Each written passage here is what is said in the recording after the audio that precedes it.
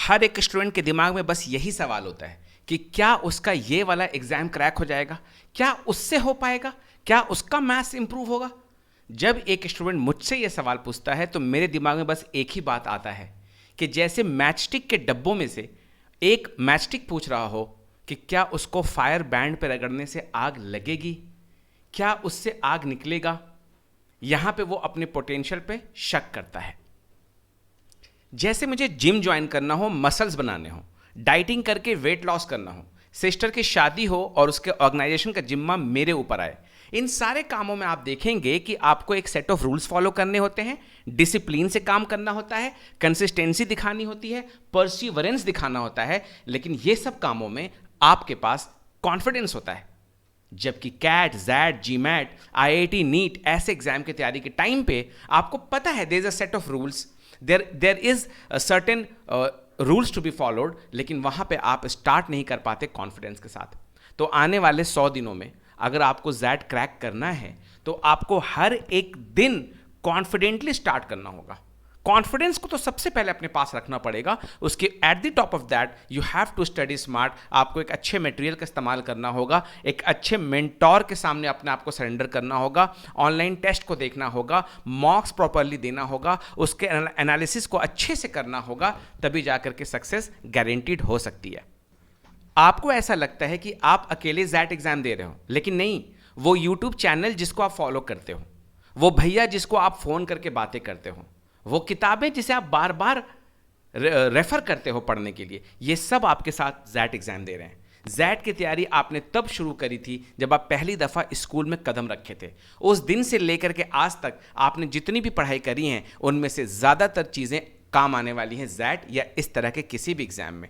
तो आपका ये सोचना कि आप अकेले प्रिपेयर कर रहे हो गलत है। मेरा ये मानना है कि आपके साथ एक पूरी टीम है जिसमें आपके माँ बाप भी हैं, जिसमें आपके वो दोस्त भी हैं जो आपको पढ़ने के लिए मोटिवेट करते हैं, जिसमें आपके पास तबरेज सर या उनके जैसे कोई भी मेंटोर हैं, जिसमें आपके साथ आपका मटेरियल मौजूद है, बुक्स मौजूद हैं, ऑनलाइन टेस्ट हैं। ये सारे एक टीम की तरह जैट दे रहे हैं। अगरचे कि आप कामयाब हो जाएंगे, अगरचे कि आप सक्सेसफुल हो जाएंगे, तो ये सारे लोग आके सामने कहेंगे कि मेरी वजह से बच्चा कामयाब हुआ, है ना। कोचिंग वाले कहेगा कि मेरी वजह से ये कामयाब हुआ, किताबें कहेंगी कि मेरा बुक पढ़ के ये कामयाब हुआ, टेस्ट सीरीज वाले कहेंगे कि मेरा टेस्ट देख करके ये कामयाब हुआ, माँ बाप कहेंगे कि ये मेरा बच्चा है जो कामयाब हुआ, पड़ोसी कहेगा कि मेरे घर के बगल वाला बच्चा है जो एक्सरसाइज जमशेदपुर में पढ़ता है। लेकिन अगर आप फेल कर जाएं तो कोई जिम्मेदारी नहीं लेगा, बल्कि आप रिस्पॉन्सिबल रहेंगे। ऐसी सिचुएशन कब होती है? ऐसी सिचुएशन तब होती है जब आप किसी टीम के लीडर होते हैं। तो ये किताबें, ये टेस्ट सीरीज, ये माँ बाप, ये मेंटर्स, ये यूट्यूब चैनल जिसको आप फॉलो कर रहे हैं, ये सब एक टीम है जिसके आप लीडर हैं। मेरा तो तय मानना है कि सेट ऑफ रूल्स को अगर आपने फॉलो किया तो सक्सेस आपसे कोई भी छीन कर नहीं ले जा सकता है। Out of 101 question in XAT अगर आपने 24 क्वेश्चंस भी कर लिया तो आपका 85 परसेंटाइल जैट में तय है। और 85 परसेंटाइल लाने की बुनियाद पर there are 8 to 10 good colleges जहां से आपका कॉल आना तय हो जाएगा। और 2024 के फरवरी मार्च महीने में आपके पास ढेर सारे इंटरव्यूज के कॉल होंगे। और जब आपके पास फ्रेंड फोन कर रहे होंगे, आप उन्हें बताएंगे कि मैं जो है यहां इंटरव्यू देने जा रहा हूं, मुझे यहां की फ्लाइट बुक करनी है। तो ऐसे ढेर सारे कॉलेजेस हैं जो जरा सा आपने संयम बरता तो आप वहां से इंटरव्यू कॉल ला सकते हैं। मैं ये नहीं कह रहा हूं कि आप में से हर एक बच्चे को जैट में टॉप करना है। इस बात को समझो, जब भी मैं किसी बच्चे को बोलता हूं जाकर के जैट का पेपर देखो, जब भी मैं किसी बच्चे को बोलता हूं जाकर के जैट का पेपर देखो, तो वो जैट की डिफिकल्टी लेवल को देख करके मेरे पास आता है। जबकि आप जैट के पेपर को देखने का मतलब है कि डिफिकल्टी लेवल के साथ साथ आप उसका कट ऑफ भी देखें, आप कट ऑफ भी चेक करें। एक पेपर का कट ऑफ डिसाइड करेगा कि पेपर कितना डिफिकल्ट है, ना कि एक्चुअल डिफिकल्टी लेवल। जरा इस चीज को आप गौर से देखिए कि मेरे को अगर 80 परसेंटाइल स्कोर करना है जैट में, तो क्या मेरा टोटल स्कोर होगा, वो है 22। मैं बोलता हूं बच्चों, अगर आज की डेट में अगर आप जैट एग्जाम देंगे तो कुछ ना कुछ तो आपका स्कोर होगा, 10 होगा, 12 होगा, 14, 15 होगा, कुछ ना कुछ रेंज होगा। हमें वहां से 24 मार्क्स तक पहुंचना है। बस एक बात का ध्यान रखिए, हम लोग फर्स्ट डे पे एक्सेलराइट टारगेट नहीं कर रहे हैं, हम लोग फर्स्ट डे पर 98 परसेंटाइल टारगेट नहीं कर रहे हैं। Some of you might be very good, जो आज अगर एग्जाम देने बैठेंगे तो वो 22 स्कोर करेंगे ज़ैट में, जिसमें 101 मार्क्स का एग्जाम होता है। अगर वो 22 स्कोर करेगा तो उसका ये फर्ज बनता है कि वो एक्सेलराइट टारगेट करे। लेकिन आप आज बैठेंगे एग्जाम देने, अगर आप 12 स्कोर करते हैं, 15 स्कोर करते हैं, तो आप 25 तक पहुंचने की कोशिश करें। 85 परसेंटाइल लाने के लिए आपको टोटल 24 लाना होगा। जबकि किसी पर्टिकुलर सेक्शन में आप देखेंगे कि मुझे डिसीजन मेकिंग में 85 लाना है, तो वहां 8.75 से काम चल जा रहा है। अगर कोई देखेगा मुझे VLR में 85% लाना, तो वहां पे 9.5 मार्क्स से काम चल जाता है। इसी तरह से क्वांट्स में 9 मार्क्स लाने से उस सेक्शन में 85 परसेंटाइल पार हो जाता है। जनरली XIM जो हमारे भुवनेश्वर में है, उसको 5 एग्जाम्स ऐसे हैं जिसके जरिए आप XIM में जा सकते हैं। लेकिन वहां के स्टूडेंट से बात करूंगा, वहां के स्टूडेंट से बात करने पर यह मालूम चला कि सबसे easy exams to get into XIM is that. Reason is this. तो आप देख रहे हैं किस तरह से सेक्शनल कट ऑफ भी दे रखा है कि कितने स्कोर लाने पर एक पर्टिकुलर सेक्शन में आपका 85 परसेंटाइल आएगा और कितने स्कोर लाने पर आपका ओवरऑल 85 परसेंटाइल आएगा। 90 परसेंटाइल के लिए यहां पे सिर्फ 3 मार्क्स ऐड किया गया है। सो 24 to 27 में बहुत सारे बच्चे, यानी 80 to 90 परसेंटाइल अगर आप देखें कि I have to lie between 80 to 90 percentile, तो ऐसे हालात में आपको टारगेट करना चाहिए, ऐसे हालात में आपको टारगेट करना चाहिए 30 आप टारगेट करेंगे। सो ऑटोमेटिकली आप जो है सेफ जोन में, यानी 22 से लेकर 24 मार्क्स तक स्कोर कर पाएंगे। 30 शुड बी योर टारगेट। ये उन बच्चों के लिए है, देखिए 90 परसेंटाइल लाने वाले बच्चे कितने होंगे, है ना, टॉप के 10% बच्चे होंगे। सो अज्यूमिंग के 1 लाख बच्चे ज़ैड दे रहे हैं, सिर्फ 10,000 बच्चे जो है 90 परसेंटाइल से अबव लाएंगे, सिर्फ 10,000 बच्चे।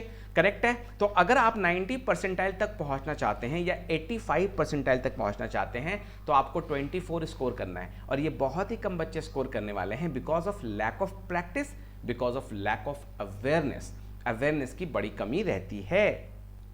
बहुत सारे कॉलेजेस, स्टूडेंट्स, ऐसे 10 कॉलेजेस हैं जहां पे आप 85 परसेंटाइल मार्क्स ला करके इंटरव्यू के कॉल को बुलावा दे सकते हैं। और वहां का आप पैकेज देखेंगे तो 14 लाख एवरेज पैकेज है। वहाँ पे भी फ्लैगशिप प्रोग्राम है। जैसे आप देखेंगे कि XIM B के अंदर में मैंने BM का अलग पैकेज लिखा है, HRM का अलग लिखा है, RM का अलग लिखा है ना। तो हर एक कॉलेज में इस तरह का सिचुएशन है। एक कॉलेज का नाम मैंने यहाँ नहीं लिखा है, वो है XISS रांची, जिसके लिए मैंने अलग से एक वीडियो बनाने का फैसला किया है। तो XISS रांची के अंदर जो HR है वो वहाँ का फ्लैगशिप प्रोग्राम है, और HR से कॉल लाने के लिए आपको 88 परसेंटाइल इन ज़ैट लाना होगा, आपका इंटरव्यू भी क्लियर हो जाएगा। और वहाँ के जो HR के बच्चे हैं जो जेन्युइनली एंट्री मार रहे हैं, जेन्युइनली, तो उनका पैकेज फिर 17 से 18 लाख रुपीस पर एनम जाता है। यहां पे आप देखिए गोवा इंस्टीट्यूट ऑफ मैनेजमेंट, ठीक है, इसका मैंने 14 लिखा है। ये सारे प्रोग्राम्स का मिला करके है, फ्लैगशिप प्रोग्राम नहीं, सारे प्रोग्राम्स का मिला करके एवरेज पैकेज है, जो कि 88 परसेंटाइल पर आपको कॉल देता है। उसी तरह से IMI दिल्ली और Bhubaneswar, they are doing very very good, they are doing very very good, better than the Kolkata. और उनका जो है एवरेज पैकेज जो 12 है, काफ़ी बच्चे वहाँ पढ़ रहे हैं। भुवनेश्वर के अंदर ढेर सारे B स्कूल मशरूम कर गए हैं। एवरेज पैकेज, कैंपस प्लेसमेंट कुछ मायने नहीं रखता।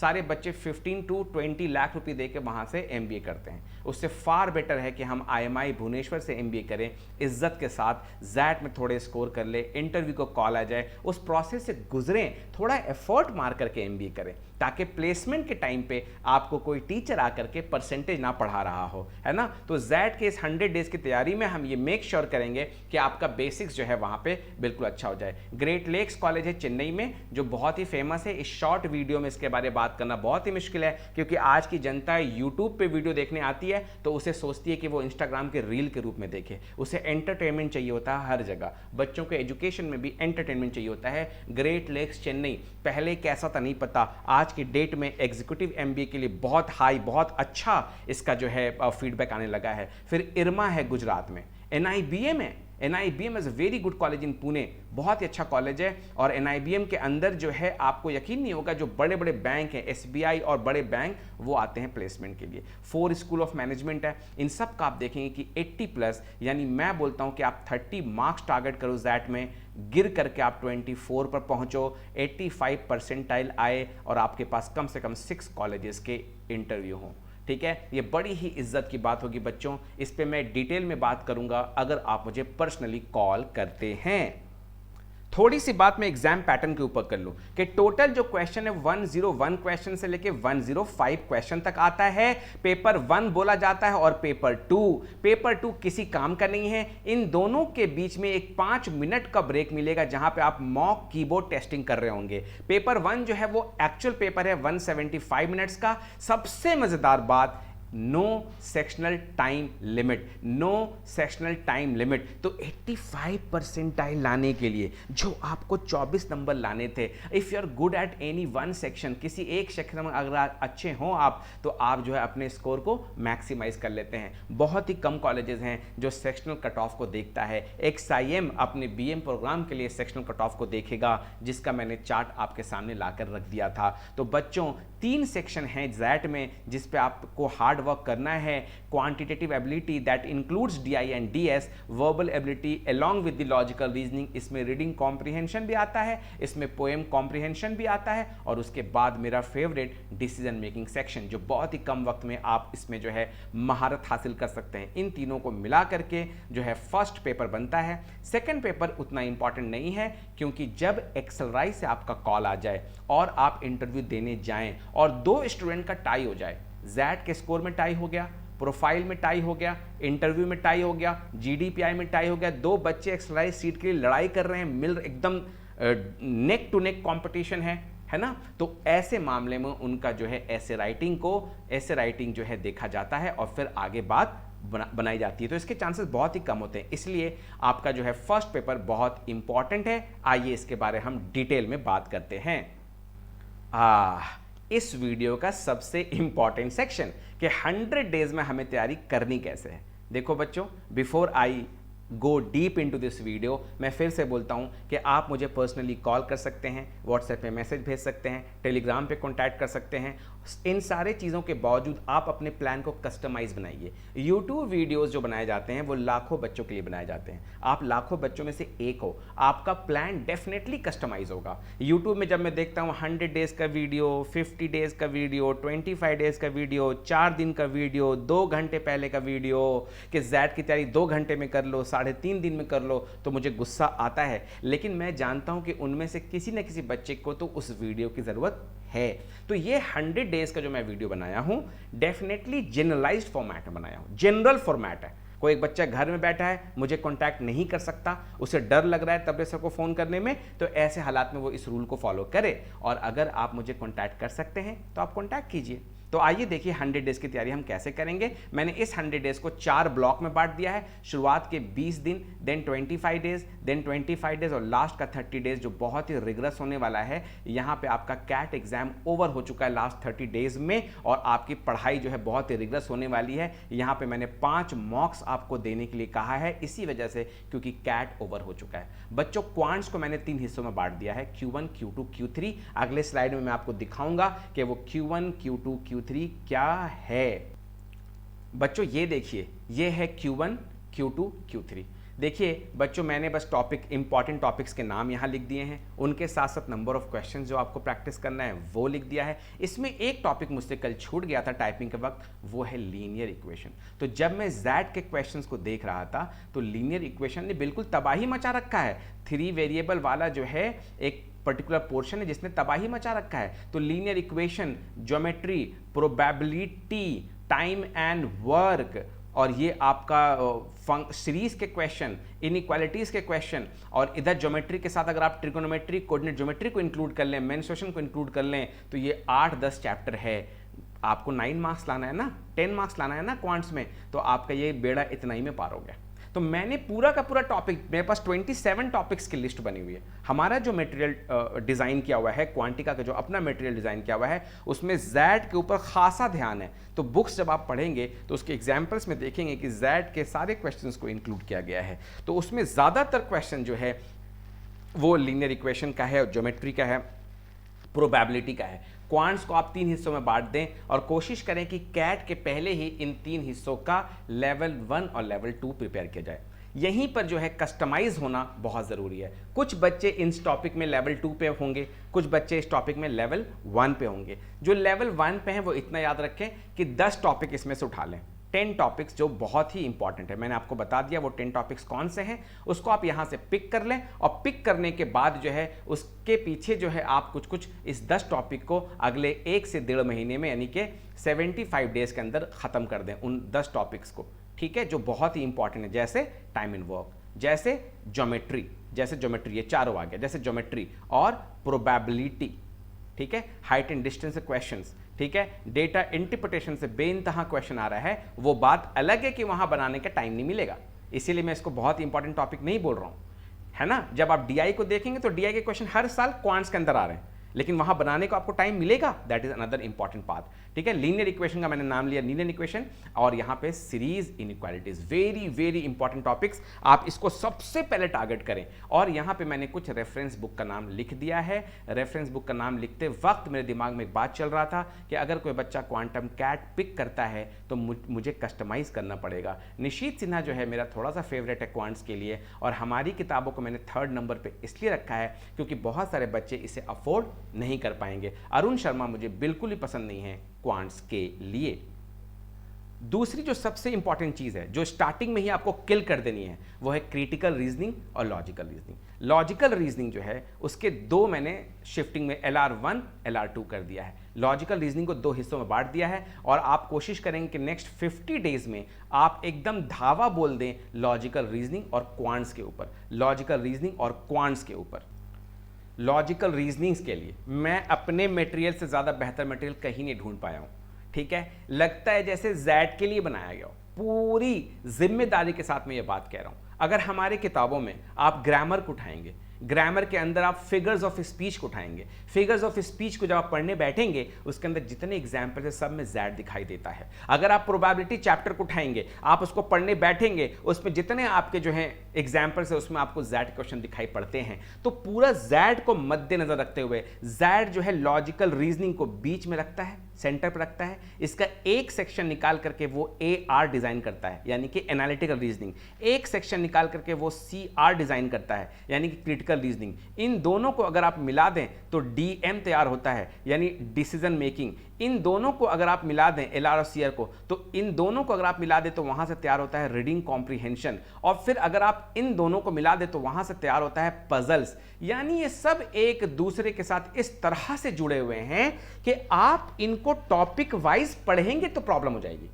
तो बेस्ट वे क्या है, लॉजिकल रीजनिंग जो वहां आ रहा है वो वर्बल एबिलिटी के साथ आ रहा है, वो सेक्शन वर्बल एबिलिटी का है। जिस तरह के क्वेश्चन पूछे जा रहे हैं उसको पैटर्न में बांधना बहुत मुश्किल है। जैसे एक टॉपिक आता है न्यूमेरिकल लॉजिक जो हमारे मटेरियल में है, इसका दूसरा नाम मैथमेटिकल रीजनिंग भी है, इसका तीसरा नाम क्वांट बेस्ड रीजनिंग भी है ना। हर एक किताबों में यानी यहां नंबर्स का इस्तेमाल करके रीजनिंग के क्वेश्चन बनाए गए हैं, नंबर सिस्टम का इस्तेमाल करके रीजनिंग के क्वेश्चन बनाए गए हैं, नंबर सिस्टम का इस्तेमाल करके रीजनिंग के क्वेश्चन बनाए गए हैं। बच्चों आपको ये कौन बताएगा, आप किसी कैट कोचिंग को ज्वाइन करते हैं, शुरुआत के दिनों में जो LRDI की क्लासेस हो रही हैं वो सिर्फ और सिर्फ कैट को उसी को फोकस करके LRDI के जो है सारे पेपर्स तैयार किए गए हैं। बच्चों Z का LRDI किसी के समझ में नहीं आ रहा है, वो जॉर्ज जे समर्स से उठा के पजल ले आ रहा है। क्या है जॉर्ज जे समर्स, कौन बताएगा आपको क्या है वो? डायरेक्टली क्वेश्चन कॉपी किया गया है मैथ्स ओलंपियाड से।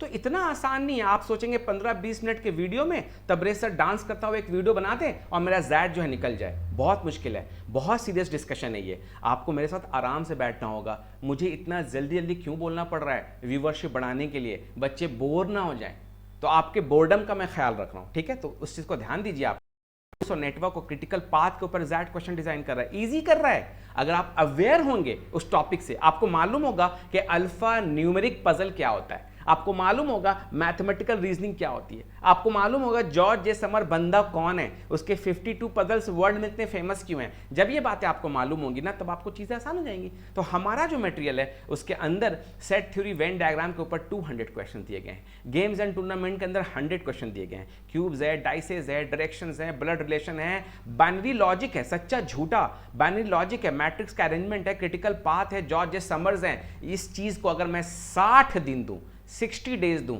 60 इंटू 5 यानी कि अगर मैं 300 सेट्स यानी तकरीबन मैं 1000 क्वेश्चन यहां सॉल्व कर लूं बच्चों, तो मेरा काम हो गया। ज़ैट एग्जाम क्रैक करने के लिए awareness is the key, awareness is the key. इसीलिए रिकमेंडेड बुक में मैंने क्वांटिका के बुक्स को सबसे टॉप पे रखा है। तो दुनिया के किसी भी यूट्यूब वीडियो में लॉजिकल रीजनिंग की बात नहीं की जा सकती। It has to be very very customised और बहुत ही अनसिस्टमेटिक, अनऑर्गेनाइज्ड, इररेगुलर तैयारी होगी इसकी। आप इसको एक पैटर्न में ढाल नहीं पाएंगे, ठीक है। जो ज़ैट में क्वेश्चन लॉजिकल रीजनिंग के आ रहे हैं वो इस बिना पे आपसे नहीं बनेगा कि आपने वैसे क्वेश्चन को पहले नहीं देखा। फॉर एग्जाम्पल ज़ैट 2008 में क्वेश्चन आ गया कि जो मैजिक स्क्वायर पे बेस्ड है। अब मैजिक स्क्वायर क्या होता है मुझे नहीं पता, लेकिन जिसको पता है उसको बहुत आसान हो गया। ज़ैट 2008 में क्वेश्चन आ गया कि एक आदमी कहता है I never speak the truth. एक आदमी कहता है I never speak the truth. XAT 2008 का पेपर है। बताओ वो आदमी क्या कह रहा है। नंबर 1 सच कह रहा है, नंबर 2 झूठ कह रहा है, नंबर 3 लॉजिकल इनकंसिस्टेंट बात कह रहा है। अब कोई आदमी आपसे कहे कि मैं कभी सच नहीं बोलता, अगर वो सच्चा आदमी है, if he speaks the truth, वो कैसे कह सकता है नेवर स्पीक द ट्रुथ। अगर वो झूठा आदमी है तो वो झूठ कहेगा ना, झूठा आदमी झूठ कहेगा ना कि आई never speak, I always speak the truth. तो झूठा आदमी कह सकता है कि मैं हमेशा सच बोलता हूं, लेकिन झूठा आदमी ये कभी नहीं कहेगा, झूठा आदमी ये कभी नहीं कहेगा कि आई नेवर स्पीक द ट्रुथ। तो ये लॉजिकली इनकंसिस्टेंट है। ये सब बातें मैं कैसे अभी आपको यूट्यूब वीडियो में बताऊं। तो बहुत ही अजीब मैजिक स्क्वायर के ऊपर क्वेश्चन, जॉर्ज जे समर्स के डायरेक्ट क्वेश्चंस, मैथमेटिकल ओलंपियाड से questions, alpha numerical puzzles, difficult number system पे बेस्ड पजल, इस तरह क्वेश्चंस आते हैं। मैट्रिक्स के अरेंजमेंट भी आते हैं, बहुत सारे अरेंजमेंट आते हैं। इसीलिए आपको ज़ैट के लिए जो मुझे लगता है कि मैं एक परफेक्ट कैंडिडेट हूँ जो ज़ैट के बारे में बात कर सकता हूँ, because it is a mixture of mathematics and aptitude. तो आपने देखा कि लॉजिकल रीजनिंग के लिए मैंने पहला 20 डेज, फिर 25 डेज, फिर पजल्स के लिए अलग से हम लोग को टाइम निकालना पड़ेगा। उसके बाद PYQs, यानी लगातार हमें ये जो 100 डेज है लॉजिकल रीजनिंग के ऊपर हमें वर्क करना होगा। 10 to 15 question per days and resources has to be there. तो एक कमरा हो जहां किताबें रखी हों और एक कमरा हो जहां वो किताबें रखी हों जो आपको पढ़ना है, करेक्ट है। तो रिसोर्स हैव टू बी। अब मैं कहाँ जाके कौन कौन सा, अगर मैं निशीथ सिन्हा का बुक रेकमेंड कर दूं रीजनिंग के लिए या अरुण शर्मा कर दूं, तो फिर मुझे बैठ के छांटना पड़ेगा क्या पढ़ना है क्या नहीं पढ़ना है। वो काम हमने कर दिया है अपने बुक्स के डिज़ाइन में, अपने बुक्स के मटेरियल के डिज़ाइन के टाइम पे वो काम कर दिया है। अब आ जाइए वर्बल के ऊपर। तो वर्बल के ऊपर जैसा मैंने कहा कि आपको स्टार्टिंग में क्रिटिकल रीजनिंग पढ़ना है। क्रिटिकल रीजनिंग के 100 क्वेश्चन सबसे पहले आपको खत्म करने हैं, क्योंकि क्रिटिकल रीजनिंग के ऊपर आपको जो है DM बेस्ड होएगा, इसके ऊपर जो है RC बेस्ड होएगा। उसी तरह से स्टार्टिंग में आपको वोकैबुलरी फिनिश करना है। वोकैबुलरी इसलिए फिनिश करना है क्योंकि वोकैबुलरी अच्छी होगी तो आपका रीडिंग कॉम्प्रिहेंशन अच्छा हो जाएगा। सो RC depends on vocabulary and critical reasoning, DM depends on critical reasoning and logical reasoning. तो इस बात को आप ध्यान रखेंगे। आइए हम लोग सोर्स के बारे में बात कर लें। ये जो है वर्बल एबिलिटी का जो भी मुझे मुहैया हुआ, जो भी मुझे समझ में आया, तो मैंने यहाँ पर अपना जो है व्यू दे दिया है आप सबको। आप सबको इसे पढ़ना पड़ेगा। जैसे वोकैबुलरी बेस्ड क्वेश्चन के अंदर क्लोज टेस्ट आता है, जिसको आप लोग फिल इन द ब्लैंक्स भी कहते हैं। सिनोनिम एंटोनिम्स आता है जिसका 200 क्वेश्चन है। एनालॉजीज हैं, वर्ड यूसेज है, ये सारे मिला करके वोकैबुलरी के क्वेश्चन बनाते हैं। ग्रामर बेस्ड क्वेश्चन कुछ आता है ना। ग्रामर बेस्ड क्वेश्चन के अंदर मैंने आपसे अभी कहा कि फिगर्स ऑफ स्पीच आता है। Grammar is very very important for XAT. Grammar बहुत इंपॉर्टेंट है ज़ैट के लिए। आप देखेंगे सिलॉजिज्म से क्वेश्चन, फिगर ऑफ स्पीच से question, paragraph summary, paragraph comprehension. आपको पूरा का पूरा तो करना नहीं है। इसमें से अगर आपने आधे टॉपिक भी अच्छे से कर लिए, हाफ या 60% टॉपिक आपने अच्छे से कर लिया, तो आपके वहाँ क्वेश्चन ईजी आते हैं। वर्बल रीजनिंग क्वेश्चन ईजी आते हैं, वोकैबुलरी क्वेश्चन ईजी आते हैं, बेहद डिफिकल्ट नहीं होता है। ठीक है, उसको मैं अभी आपके सामने दिखा नहीं पा रहा हूँ, और इसमें भी मैंने नंबर 1 अपने बुक्स को रखा है कंपेयर टू अरुण शर्मा या पियर्सन या विली पब्लिकेशन। ये वीआर के बारे में, मटेरियल के बारे में आपको जुगाड़ करना होगा। आप किसी भी कोचिंग में पढ़ते हैं ना, वो मटेरियल सफिशिएंट होगा वर्बल के लिए। आप किसी भी कोचिंग में पढ़ते हैं, वो मटेरियल सफिशिएंट होगा वर्बल रीजनिंग के लिए। 2 और बातें आपको ध्यान रखनी है, वो है रीडिंग कॉम्प्रिहेंशन और क्रिटिकल रीजनिंग। कोई सा भी सोर्स उठाइए, ठीक है, कोई सा भी सोर्स उठाइए और रीडिंग कॉम्प्रिहेंशन का आप पर डे 2 से 3 पैसेज, कोई सा भी सोर्स उठाइए। क्रिटिकल रीजनिंग को आप जो है 1 वीक में ख़त्म कीजिए, 10 दिन में ख़त्म कीजिए। तो आरसी का आप एक कॉलम बना लें, घर के अंदर एक चार्ट पेपर हो जिसमें आप रीडिंग कॉम्प्रिहेंशन के कॉलम में लिख दें कि कितने पैसेज आप पर डे कर रहे हो। सेकेंड, क्रिटिकल रीजनिंग आप कितना कर रहे हो। Third, logical reasoning. Fourth, verbal reasoning. तो ये 4 चीज़ों को पैरेलली चलाइए, हर दिन नए टॉपिक से कुछ ना कुछ क्वेश्चन कीजिए। सो टॉपिक की जो अवेयरनेस है वो ज़रूरी है, लॉजिकल रीजनिंग सेक्शन में स्पेशली, वर्बल रीजनिंग सेक्शन में स्पेशली, जबकि आरसी और सीआर में ऐसा कुछ भी नहीं है। लास्ट के जब दिन बचेंगे तब हम लोग डीएम के ऊपर फोकस करेंगे, लास्ट के 30 डेज में। डीएम 1 जो मैं यहाँ लिखा हूँ, ये नॉन जैट क्वेश्चन है, नॉन जैट क्वेश्चन। जैसे हमारे मटेरियल में ऐसे 40 क्वेश्चन दिए गए हैं जो जैट में नहीं आए हैं, इजी वाले। और उसके बाद DM2 में यहाँ पर आप जिसको समझिए PYQs की तरह, जो दुनिया के हर मटेरियल में, हर ऑनलाइन कोर्स में मौजूद है। तो ये DM1 जो है कैट से पहले करेंगे, DM2 जो है वो कैट के बाद करेंगे। RC1 RC2 ये हम करते रहेंगे इसलिए क्योंकि वो कैट में भी आना है। QA1 QA2 QA3 हम करते रहेंगे इसलिए क्योंकि वो कैट में भी आना है। पोस्ट कैट हम PYQs कर रहे हैं जैट का, ताकि वो स्पेसिफिक हो जाए। जब जैट का पेपर लेकर आप बैठेंगे ना 10 साल का, तो आपको क्लियर हो जाएगा कि हाइट एंड डिस्टेंस के क्वेश्चन हर साल आ रहे हैं, प्रोबेबिलिटी के क्वेश्चन हर साल आ रहे हैं, टैक्स स्लैब का क्वेश्चन हर साल आ रहा है। तो वो क्लियर पिक्चर आता है कि जब भी पोएम कॉम्प्रिहेंशन आया है, इंग्लिश आसान हो गई है। तो ये सारी बातें आपके लिए बेहद इंपॉर्टेंट हैं। इस पे भी थोड़ा सा आप गौर कर लें कि जैट 24 एग्जाम जो है 7 जनवरी को as usual every first Sunday of January को एग्जाम होता है, if that Sunday is not the 1 January. तो 7 जनवरी को आपका एग्जाम है। रजिस्ट्रेशन डेट जो है वो 30 नवंबर तक है, लेकिन मैंने बच्चों को ये कहा है कि वो अभी कभी फॉर्म भर दें, क्योंकि 100 दिन का जो आपका जो वो है पैकेज है वो आपके दिमाग में आ जाए। आप मुझे कभी भी कॉन्टैक्ट कर सकते हैं मेरे नंबर पर और अपने प्लान को कस्टमाइज़ कर सकते हैं। जैट का रिजल्ट 20 जनवरी तक आ जाएगा। जैट सबसे आसान एग्जाम होएगा XIM के लिए, XLI के लिए, XISS के लिए और जाइम गोवा के लिए, जो कि बहुत ही अच्छा वहाँ पे पैकेज है। 92-93 परसेंटाइल में कॉल्स भी आ जाते हैं बच्चों के, कन्वर्जन के भी चांसेस रहते हैं। आप गोवा में भी रहेंगे और पढ़ाई भी करेंगे, है ना। वेकेशन के लिए आप कहाँ जाएंगे वैसे। ये रहा हमारी किताब का ब्यौरा जिसके बारे में कब से बात कर रहा हूँ था, ठीक है। जैट के लिए हमने कुछ स्पेशल प्रोग्राम बनाया है।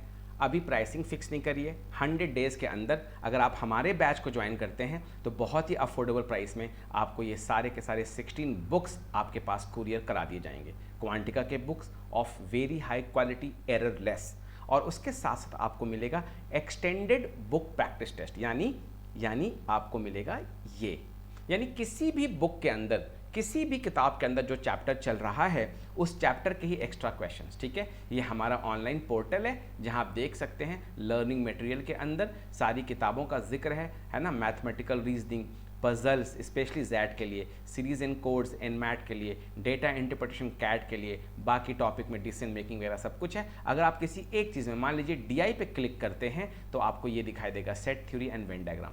अब ये जो चैप्टर है set theory and Venn diagram, या ये चैप्टर क्रिटिकल पाथ, या ये चैप्टर न्यूमेरिकल लॉजिक, या ये चैप्टर गेम्स एंड टूर्नामेंट, ये चारों चैप्टर्स बुक में भी मौजूद हैं, बुक्स के अंदर भी हैं और ऑनलाइन भी मौजूद हैं विथ एक्स्ट्रा प्रैक्टिस टेस्ट। यानी बुक्स के अंदर अगर 10 एक्सरसाइज है तो ऑनलाइन फिर देखिए, ऑनलाइन फिर आपको 19 एक्सरसाइज मिल रहा है। मैं यही कह रहा हूँ कि बहुत ही तरीके से मटेरियल को डिज़ाइन किया गया है ना। अगर आप हमारे साथ जुड़ते हैं, ये वीडियो काफ़ी लंबा बन गया और यही मेरा कोशिश भी था, यही मेरा ट्राई भी था। ये क्वेश्चन देखिए जैट 23 में आया है। Rajneesh bought an item 25% discount पे on the printed price, he sold at 10% discount on the printed price. तो जैट 23 में ये क्वेश्चन आया है, आप इसको देखिए। जैट 23 में ये क्वेश्चन आया है ट्राइंगल के एरिया के ऊपर, और ये बिना ट्राइंगल के एरिया के फॉर्मूला के बन जाएगा, ठीक है। तो ऐसे ढेर सारे क्वेश्चन हैं। इस क्वेश्चन में आप देखेंगे इस कदर का बेवकूफ़ बनाया गया है जैट 23 के इस क्वेश्चन में कि जो डेटा यहाँ पे दे रखा है उसी डेटा से सीधा सवाल पूछा है। ये नहीं पूछा है find the percentage of the water in the mixed jar, no, वो पूछा इन दी बिगर जार, दोनों में जो जार बड़ा है उसके अंदर जो है परसेंटेज पूछा है, जो कि क्वेश्चन में ही दिया हुआ है, यानी एक डेटा जो क्वेश्चन में दिया हुआ है उसी से उसने सवाल कर लिया है। तो इसके ऊपर मैंने कई बार डेमो क्लासेस ऑर्गेनाइज किए हैं जहां पे जैड के इजी क्वेश्चंस निकाल करके हम दिखाते हैं कि एक पेपर के अंदर अगर 100 क्वेश्चन आ रहा है तो फ्रॉम डिफरेंट टॉपिक्स वहां पे 10 वेरी इजी क्वेश्चंस आपको जो है मौजूद है, और पेपर आपके पास जो है एक साथ मौजूद है पेपर आपके पास, यानी कि सेक्शनल टाइम लिमिट तो है नहीं, तो you can look at all the 100 question at once. तो आप ये 10 इजी क्वेश्चन को पहले टारगेट कर सकते हैं। रेस्ट जो आपको 14 to 15 क्वेश्चन करना है उसके लिए आपके पास तकरीबन 3 घंटे का टाइम है या 2.5 घंटे का टाइम है, अगर 10 क्वेश्चन ईजी है तो 2.5 घंटे में आपको 15 क्वेश्चन करने हैं तरीके से विथ 100% एक्यूरेसी, और जैट में आपका हो जाएगा। मेरा नंबर है 9386684826। आप व्हाट्सएप पे भी मुझे बात कर सकते हैं, टेलीग्राम पे भी, और उसी नंबर पे आप कॉल भी कर सकते हैं to book an appointment how to prepare for XAT 100 days अपना कस्टमाइज प्लान बनाने के लिए। Thank you.